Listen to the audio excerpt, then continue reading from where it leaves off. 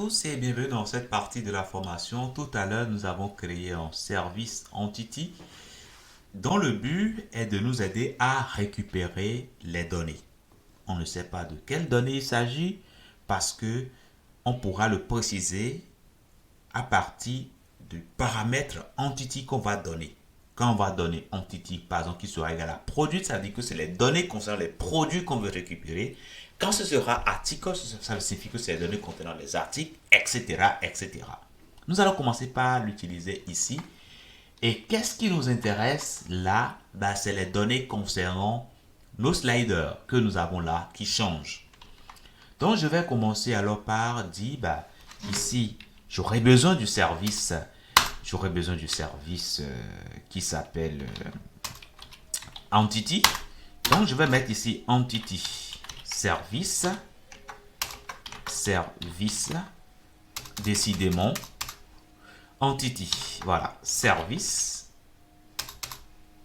Et puis, je vais mettre quoi? Le type Entity service, tout simplement.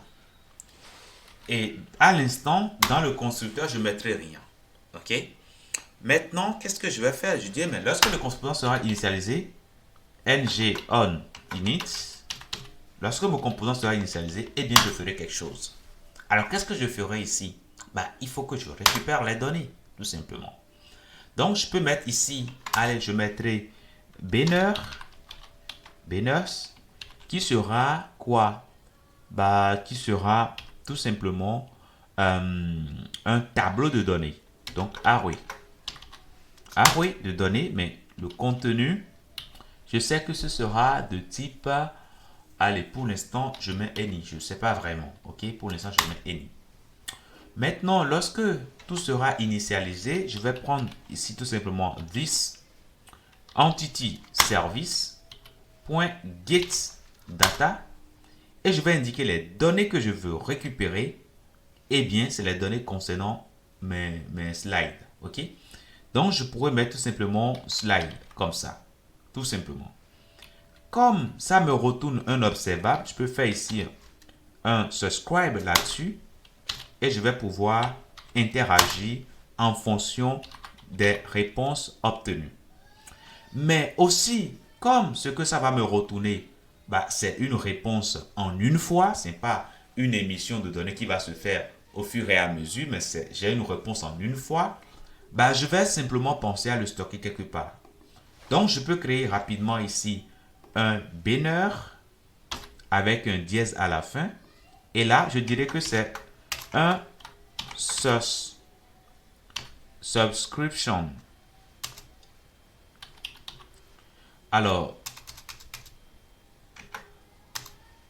subscription. Et ce subscription provient de RxJS. Donc, on pourra mettre alors ici import, indiquer ici subscription. Et puis, on dira que ça vient de RxJS. Tout simplement. Donc, voilà.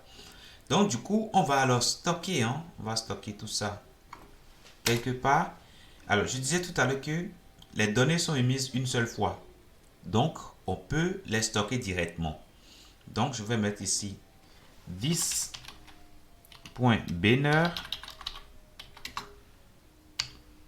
Alors, banner data. Et là, je peux mettre ici const banner data. Et puis, ceci, comme c'est émis une seule fois, je peux attendre et récupérer voilà, les données. Donc, last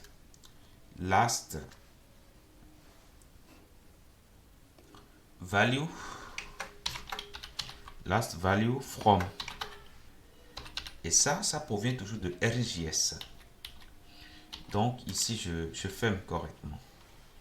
Donc là, c'est bon. Et puis là, je dois indiquer que ça vient de RxJS.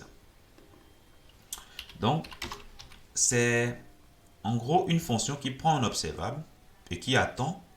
Et ça nous retourne la dernière valeur. Donc, le mot-clé wait s'utilise dans une fonction asynchrone. Donc, on pourra mettre ici async. Cela signifie quoi? Que on va patienter. jusqu'à obtenir la dernière réponse, la dernière valeur. Et c'est ça qu'on stocke ici. Et ce que je peux faire ici, je peux rapidement afficher, voir si on arrive bien à récupérer les données. Et là, je reviens tout de suite ici. Je vais ouvrir ma console avec F12. Et là, vous voyez que on arrive bien à récupérer les données, n'est-ce pas? Donc, on a les données concernant nos sliders. Parfait. Maintenant, qu'est-ce qu'il reste à faire? Oui, on a juste à utiliser ces données-là. Ces données se trouvent dans Result. Et on a ici isSuccess qui est égal à true. Parfait. Donc, au lieu de le faire directement ici comme ça, je peux mettre ici une fonction async qui va s'appeler getBainer. GetBanners. OK. Cette fonction aura pour objectif de récupérer les banners. Parfait. Donc, je vais prendre ceci. Je ramène tout juste là. Là, c'est cool. Maintenant, à moi de regarder maintenant. Donc, je dirais que ceci, c'est le type any. À moi maintenant de regarder, est-ce que banner data, banners data, point isSuccess est égal à true. Donc, banners data point isSuccess. Donc, il y a isSuccess dedans qui peut valoir true ou false. True, ça signifie que tout se passe bien. False, ça signifie qu'il y a un problème. OK? Donc, ce que je vais faire ici, quand c'est true, ça veut dire que c'est une bonne nouvelle pour moi. Je vais prendre alors this.banner. OK? Et là, je vais stocker dedans banner data.results. Results au pluriel comme ça. Parfait. Et là, c'est bon, je peux retirer ceci. Alors, ici, j'avais mis une subscription pour récupérer l'observable et pouvoir le détruire après. Mais là, finalement, on n'a plus besoin parce que là, on fait quoi? On essaie simplement de faire une requête asynchrone. Donc, le getBanner pourra s'utiliser directement ici. OK? GetBanner, tout simplement. Et là, il faudra préciser ici this au départ. Parfait. Maintenant que ça c'est fait, même si on revient ici, après actualisation, qu'est-ce qui se passe? Rien ne s'affiche parce qu'on n'a pas fait de console log, mais le banner sera quand même disponible au niveau de notre template ici. On peut le voir directement ici. Je vais totalement en haut là.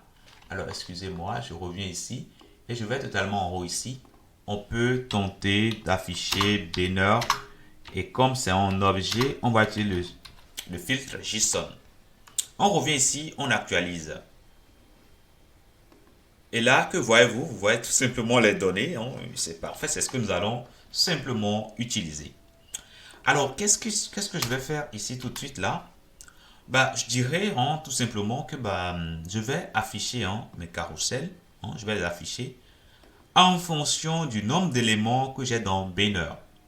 Donc, tout ce que j'ai ici n'a plus d'importance. Je peux simplement tout virer. Je vire tout ça, c'est-à-dire les carousels items. Voilà, je vire les combien? Les deux autres, ou bien les trois autres, je sais pas. 1, 2, 3. Les trois autres. Ok, je laisse seulement le premier que nous allons dupliquer en fonction des informations que nous aurons. Donc, on pourra faire ici ngFor, qui est une directive Angular qui va nous permettre de boucler. Donc, on dira qu'on veut boucler pour chaque banner contenu dans le tableau banners. Tout simplement. Donc, pour chaque banner, on aura simplement à générer cet élément-là. Et à l'intérieur, qu'est-ce qu'on aura à faire? Bonne question. À l'intérieur, on aura simplement à indiquer l'image du banner, enfin l'image contenue dans le banner, on aura à l'indiquer ici. Tout simplement. OK? Alors, comment est-ce qu'on l'indique? Pour l'indiquer, on pourra mettre tout simplement banner.image URL.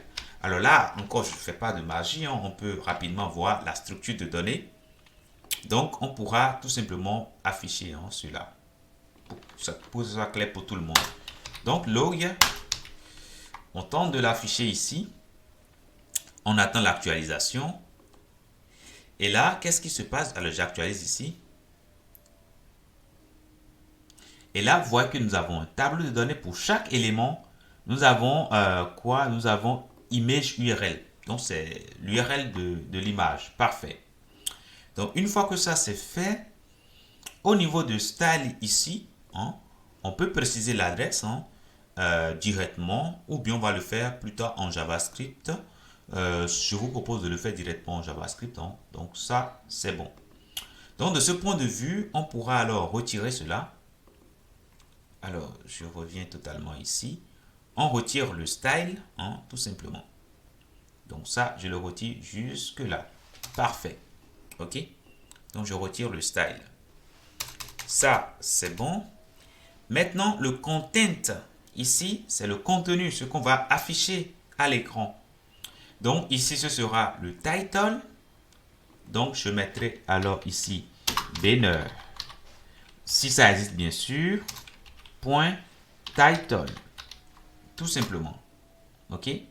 Alors, ce banner là, bien sûr, c'est le banner qu'on a récupéré hein, dans notre directive ici. OK? Donc voilà. On aura besoin de la description qu'on pourra mettre directement ici. Donc, je mettrai la description. Description. Voilà, tout simplement. On aura le bouton. Donc, on aura ici button. Allez, button test. Parfait. Et on aura également le lien sur lequel va pointer le bouton qu'on pourra mettre. Alors, le bouton test, c'est bon. Et puis, au niveau de notre élément, puisque ici, c'est un élément A. Cet élément A commence ici. Alors, cet élément A commence quelque part. Alors, je vais... voilà. À partir d'ici. Voilà. Donc, comme l'élément commence d'ici, on a le href qui est là. Et on pourra simplement indiquer le chemin sur lequel on veut rediriger avec button link. Tout simplement. OK? Donc, je reviens ici. Ça va s'actualiser. Et après actualisation, je ne vois plus rien. Parce qu'on ne l'a pas fait en JavaScript. On va le faire tout de suite en JavaScript. Mais là, pour l'instant, ça veut dire qu'on a au total combien d'éléments? On a bouton link, bouton test. Donc, tout ça, on a mis tout ça. On a mis title, on a mis description. Parfait. Donc, si je reviens ici, on a mis les informations qu'on était censé mettre. Alors, ici également, je mettrai mes accolades comme ça. Parfait. Donc là, c'est bon. Hein. Et là, il faut qu'on précise. Hein. Il faut qu'on précise. Donc, je mettrai ici attr. Point. Voilà.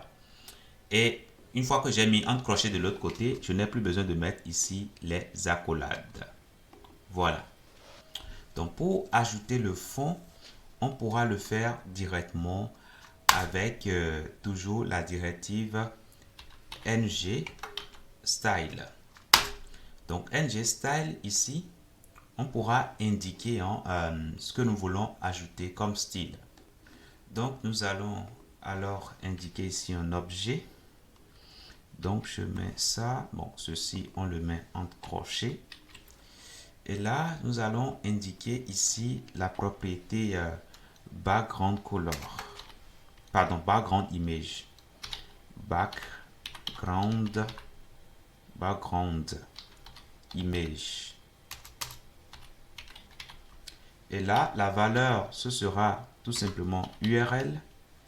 Et à l'intérieur de ça, on pourra indiquer l'URL de notre image. Donc, ce sera tout simplement banner image URL qu'on va indiquer tout juste là. Maintenant, alors ici, on doit avoir 2 points. Hein, voilà. Donc là, c'est bon. On pourra également échapper. Hein, voilà. Donc ça, je le mets là. Et je vais concaténer ça hein, avec ce qui suit. Et là aussi, je vais échapper et concaténer ça avec, voilà, ça. Voilà, tout simplement. Et quand nous revenons ici, nous voyons que tout s'affiche correctement au niveau des sliders. Donc voilà pour ce que je tenais à vous dire. Je vous dis merci